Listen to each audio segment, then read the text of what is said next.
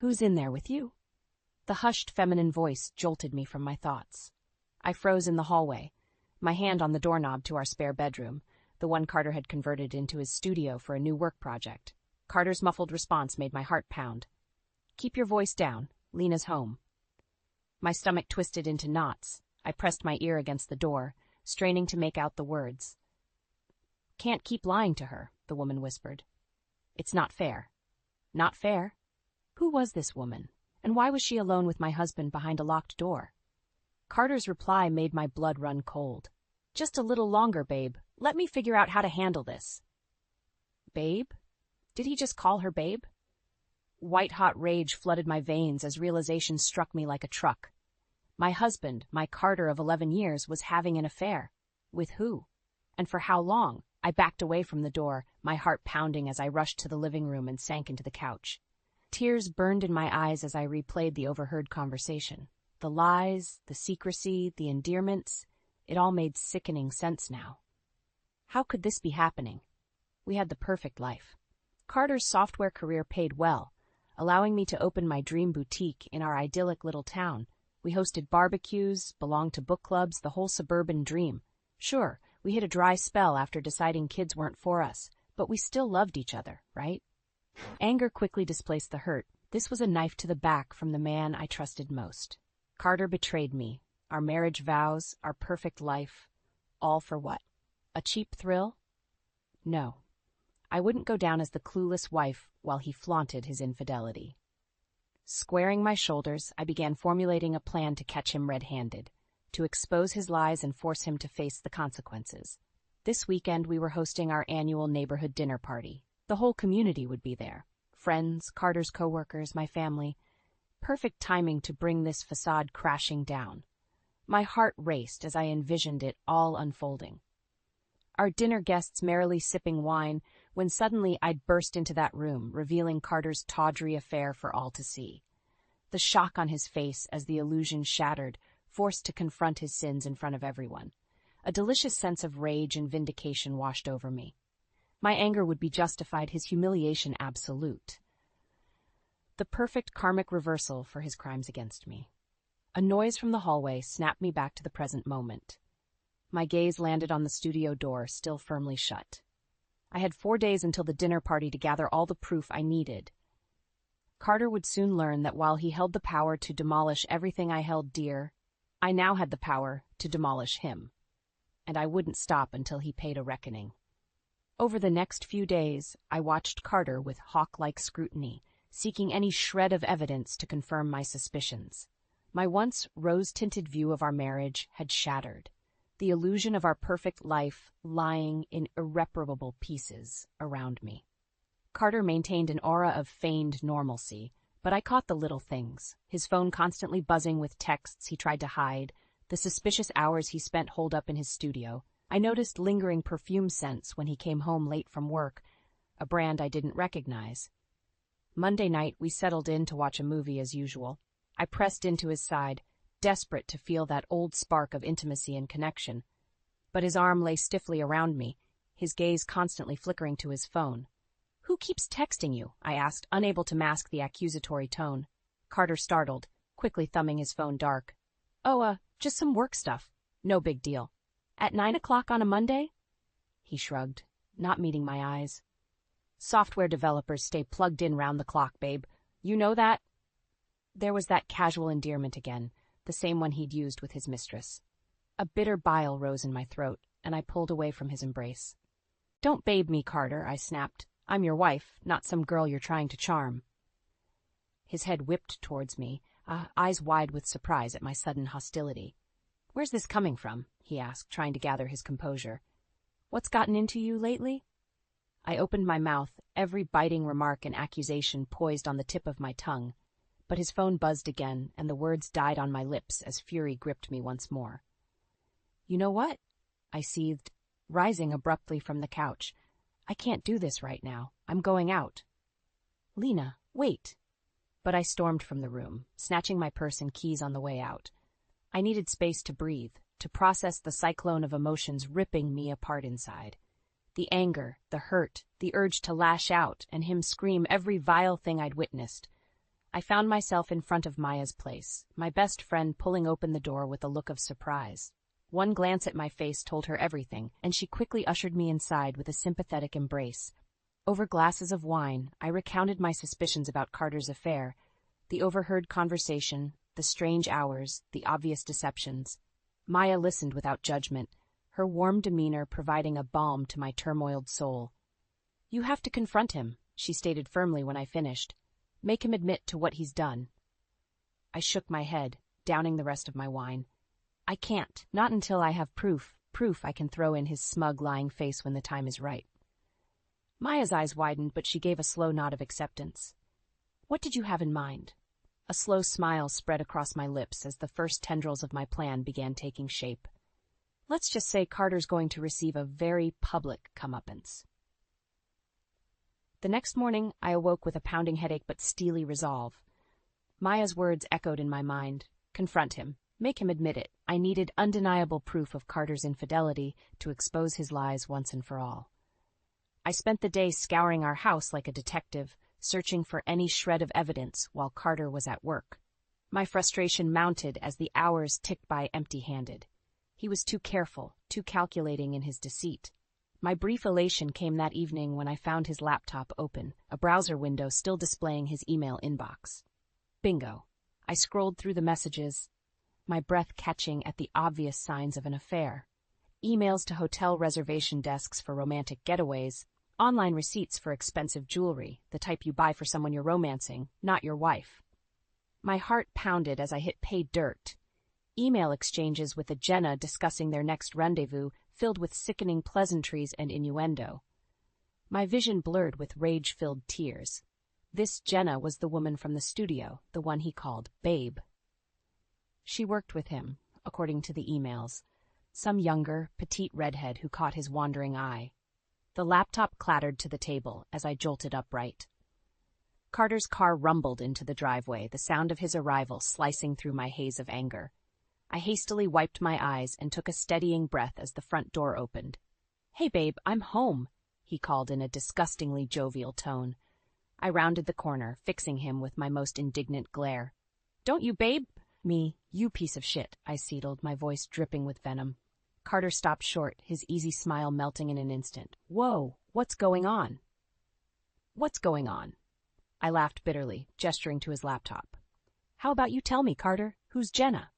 If I had any doubts before, his pasty, clammy expression confirmed it all. Panic flashed across his features as he struggled for an excuse. Any excuse. "Jenna, from the office? She's just... We're working on a big project together." "Save it," I cut him off, holding up a hand. "I saw the emails, the hotel receipts, the jewelry, everything. Your lies are over." Silence hung thick in the air as my venom-laced words washed over him. He opened and closed his mouth like a gasping fish, his eyes wild and desperate. Inwardly, I trembled with vindication. Finally, here it was, the sweet, satisfying confession of his betrayal laid bare. No more hiding, no more denials. He knew I possessed irrefutable proof. Carter suddenly straightened, his expression transitioning from panic to an oily calmness that sent chills down my spine. "Lena," he began in a dangerously low tone, "you don't understand. Don't even try explaining this away." I erupted, all semblance of control shattering. "How could you do this? To me, to us?" My anguished screams echoed through the living room as every ounce of pain and rage I'd bottled up came bursting forth in a torrent. Carter stood motionless, absorbing the deserved brunt of my fury as I raged and wept and shook with righteous fury. When my well ran dry, I fixed him with a cold, withering glare. "I want a divorce," I stated with finality, "and this Saturday our friends will know exactly why." Leaving him frozen in stupefied shock, I stormed out the front door, letting it slam behind me with decisive, punctuating thud. In the days leading up to the dinner party, the atmosphere in our home was thick with tension. Carter tried pleading, bargaining, even threatening legal action, but I was unmoved. My mind was laser-focused on one thing: demolishing the facade of our sham marriage in front of everyone. "You're making a huge mistake," he said through gritted teeth as I finished placing the centerpiece on the dining table. "When you go through with this, there's no taking it back." I turned and fixed him with an icy glare. "Like you didn't make a huge mistake sleeping with that little hussy Jenna?" Carter flinched, and I felt a surge of dark satisfaction at inflicting even a fraction of the pain he'd caused me. Shoving down any lingering guilt, I pressed on. You did this to our family, Carter, to our friends, our community, the life we built together. You think your affair is just going to blow over quietly? I let out a humorless laugh. You arrogant bastard. His jaw clenched as his eyes narrowed dangerously. Watch yourself, Lena. You have no idea what you're bringing down on us. Is that a threat? I challenged, lifting my chin defiantly. Because I'm not scared of you or your little office fling anymore. Carter opened his mouth but seemed to think better of it, snapping his jaw shut with an audible click. He threw his hands up in exasperated defeat. Fine, go ahead and make a scene like the unhinged psycho you've become, but don't say I didn't warn you. With that parting shot, he stormed out of the room, leaving me to fume in silence. My fury burned white-hot. How dare he play the victim after his sickening betrayal? He's the one who shattered my reality and destroyed everything I held dear. If anyone was unhinged, it was him and his sick indiscretions. A light rap at the front door jolted me from my fuming thoughts. I swung it open to find my brother-in-law Ethan, cradling a pastry box from our favorite local bakery. Carb loading before the party tomorrow? He joked, handing me the box. I managed a tight smile, grateful for the brief distraction as I ushered him inside to the kitchen. We chatted about small-town gossip and caught up on family news as I plated the assortment of baked goods. So, Ethan ventured after a lull, you want to tell me what's really going on with you and my jackass brother? I froze, the plate slipping from my fingers and shattering on the tile floor. Ethan held up his hands in a placating gesture.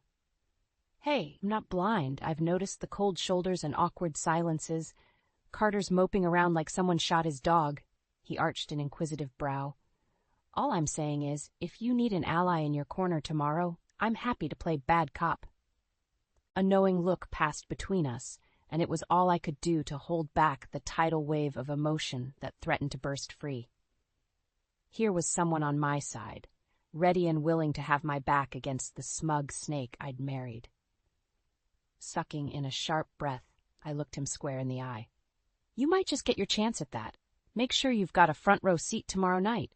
Ethan's eyes widened fractionally, but he gave a solemn nod of understanding. Satisfied I had an unexpected ally, I set about my final preparations for the main event tomorrow, the reckoning Carter had devastating coming. The dining room was a warm glow of candlelight and lively chatter as our guests arrived.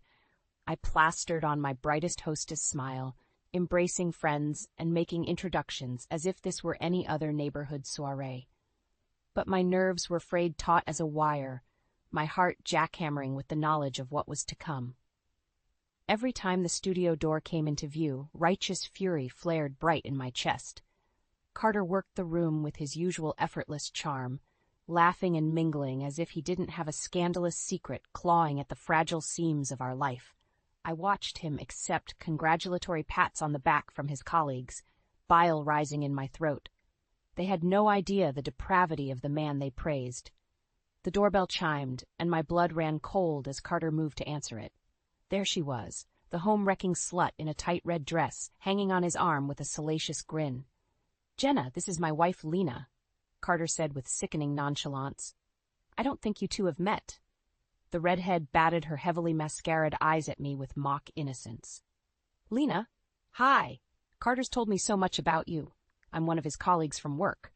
My molars ground together as I rattled off some vacuous pleasantry in return, fighting the urge to slap the smug look off her face. How dare this bimbo prance around and act so coy? She knew exactly what kind of depraved affair she'd engaged in. "Well, let me get you both something to drink," I chirped with transparent brightness, whisking them off towards the kitchen. My gaze landed on Maya, looking like she'd witnessed a train wreck with her jaw hanging open. I gave her a subtle shake of my head, a silent promise that this was only the opening act. Ethan sidled up beside me, mouth set in a grim line as he cast a dark look towards the kitchen. "Want me to get things started?" "Not yet," I murmured back, willing my thrumming pulse to steady. "Let them drink, mingle, get comfortable. I want an audience for the main event." He gave a curt nod and melted back into the crowd. I took a fortifying breath and slapped my simpering smile back into place. Over the next excruciating hour, I made my rounds engaged in vacuous small talk, all while the burning resentment inside me swelled to a roaring inferno. Every time I glimpsed Carter's arm draped casually around Jenna's waist, saw him whispering in her ear with shameless intimacy, my jaw clenched harder. Finally, the moment arrived in the form of Ethan loudly clearing his throat and tapping his beer bottle to get everyone's attention. "If I could have everyone's eyes for a minute," he announced, casting a meaningful look in my direction. "My lovely sister-in-law has an announcement she's been looking forward to making." A hush fell over the assembled guests, and dozens of eyes swiveled expectantly towards me. I felt Carter tense beside me, his pleasant mask slipping as nerves flickered across his features. This was it, the plunge into the proverbial cold water with no going back. Drawing myself up to my full height, I fixed the room with my most brilliant, venomous smile. "Thanks, Ethan. In fact, I do have a special announcement to make," I began, my words laced with sugary malice. "But first, I was wondering if Carter could show us all into the studio room. I believe we're all in for a revealing experience in there." A chorus of confused murmurs rippled through the crowd as I turned an expectant look on my slack-jawed husband. He stared back at me, his face draining of color as he registered the razor-sharp challenge in my gaze. "Well?" I prompted with an arched brow. "The big project you've been working on? We're all dying to see it." Jenna tried to sputter out some excuse, but I silenced her with a look of pure venom. All eyes were locked on Carter, awaiting his reaction with bated breath. The silence teetered on the precipice as his Adam's apple bobbed with a hard swallow. Then, no doubt sensing the hopelessness of further protest, he turned on his heel and started for the studio without a word. The quiet scuffle of chairs scooting back was the only sound as our guests rose uncertainly to follow his lead. I fell into step behind them all, back straight and chin held high in grim determination. The trap had been set. Now it was time to mercilessly spring it and unleash my wrath.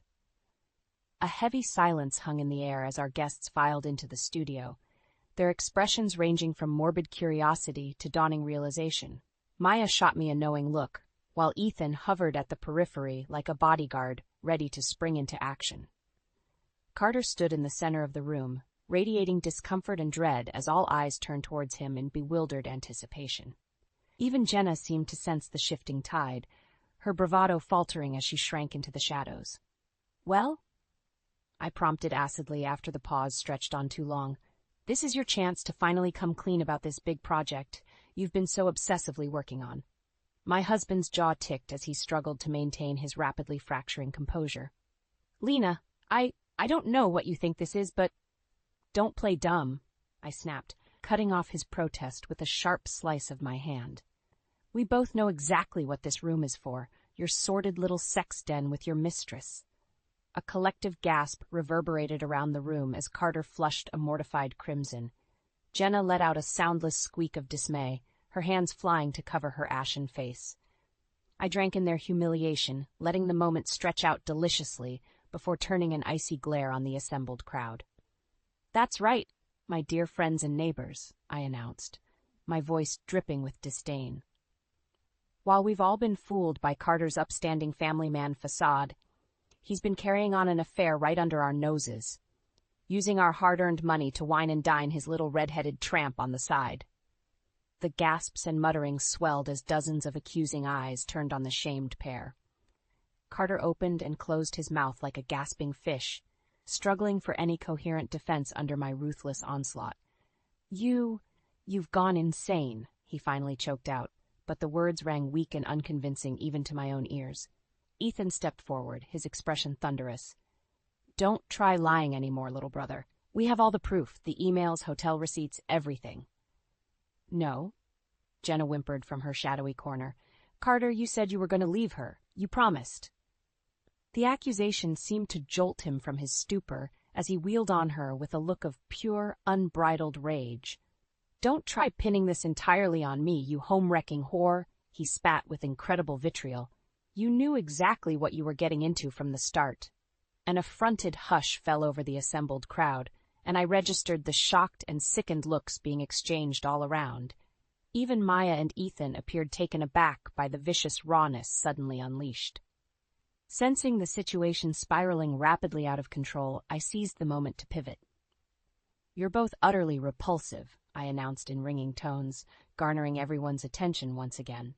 "But this has been a long time coming. We're through, Carter. I want a divorce. Away from your poison and your whore." Squaring my shoulders, I shot my seething husband one final death glare before turning on my heel to stalk out of the room. Ethan fell into step beside me as the tumult of shock and chaos erupted in our wake. Anguished protests from Jenna, Carter alternating between apoplectic rage and desperate pleading, clamorous voices raised in disbelief from the crowd. With a defiant lift of my chin, I refused to so much as glance back as I exited the studio and then our home, leaving the firestorm of consequences blazing in my wake.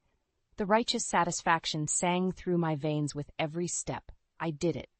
I stripped away the deception and exposed the gruesome truth, publicly eviscerating my wretched husband and forcing him to face the cataclysmic results of his actions. He wanted his sordid affair and depraved thrills. He got them along with alienation from his friends, family, and entire life as he knew it. It was only what a monster like him deserved. As Ethan and I strode into the fading twilight, I felt a profound, soaring sense of liberation and renewal surging within me. The shackles of lies and emasculation were shattered. The dead weight of my disgraceful marriage sloughed off like a serpent's skin. For the first time in longer than I could remember, I was free. My soul found its breath again as I stood ready to embrace the journey of reclaiming myself, one emboldened step at a time. The next few weeks passed in a whirlwind of chaos. News of Carter's despicable affair detonated like a bombshell through our once tight-knit community. Suddenly, I found myself the soul-bearing protagonist at the center of a salacious scandal, the topic of hushed scrutiny and gossip wherever I went. Overnight, my husband became a social pariah, shunned from his usual haunts, disinvited from neighborhood gatherings, his workplace reputation in tatters. Jenna didn't fare much better, resigning from her job in disgrace after an onslaught of vicious harassment from disgusted coworkers. I, on the other hand, found myself buoyed by a groundswell of support and empathy.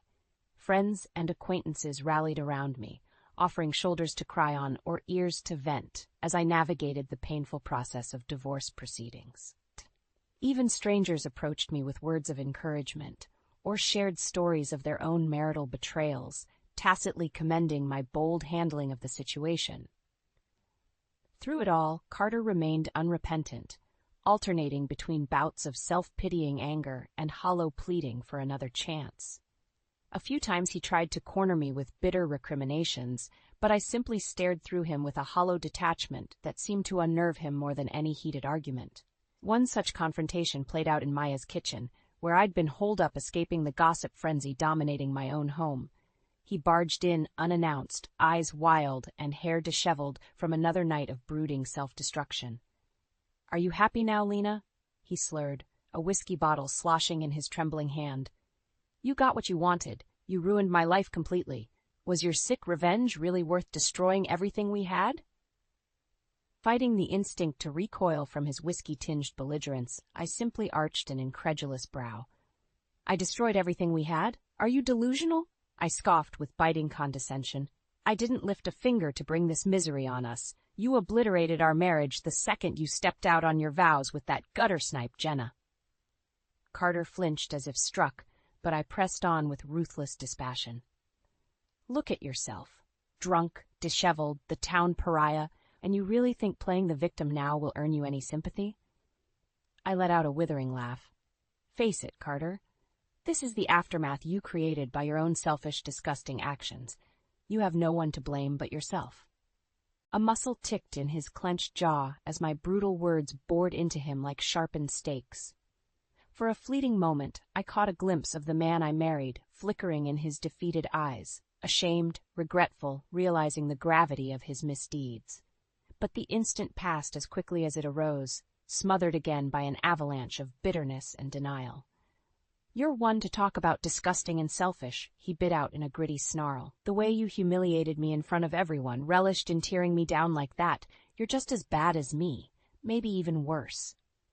My lips peeled back in a cold smile, entirely unfazed by his petulant lashing out. You're right, Carter.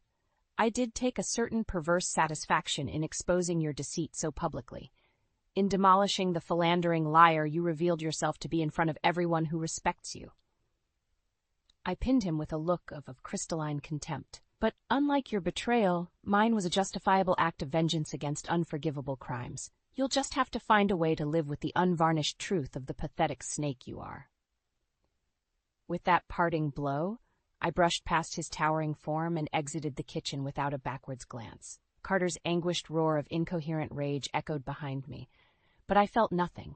No remorse, no fear, only an implacable sense of resolution. The man responsible for upending my life with his selfishness was ousted, leaving only the prospect of reclaiming my independence and sense of self-worth.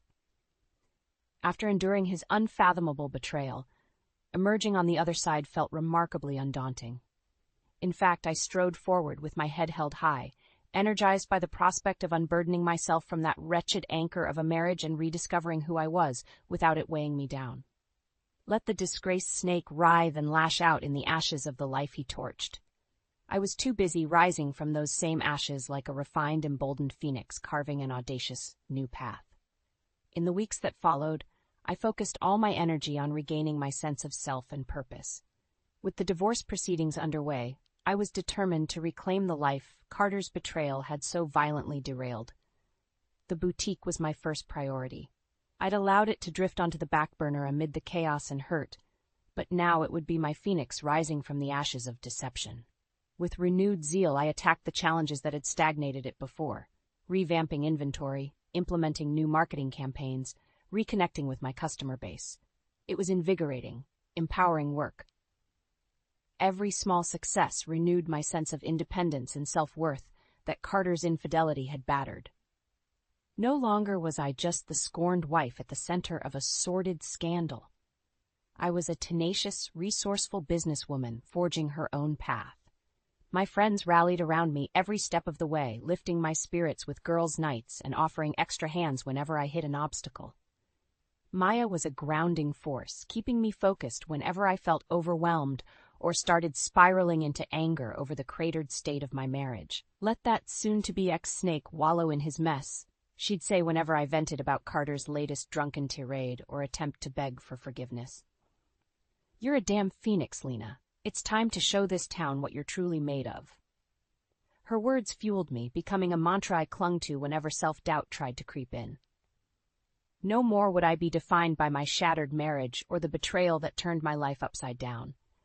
I was taking my identity back piece by piece, rebuilding it from a stronger, more resilient foundation. Of course, Carter's pathetic, groveling attempts continued unabated, each one driving home the bullet I dodged by being rid of him. Once, he cornered me outside the boutique after close vodka fumes wafting off him in thick waves. "You've made your point, okay?" he slurred, desperation cracking his bravado. "I get it. I'm scum. I was weak. I threw it all away for a fling. But can't you see how much I regret it? How much I still love you?" I stared at him for a long beat, utterly unmoved as shame and pleas warred across his haggard features. "Are you serious right now?" I finally said, unable to mask the disdain in my voice.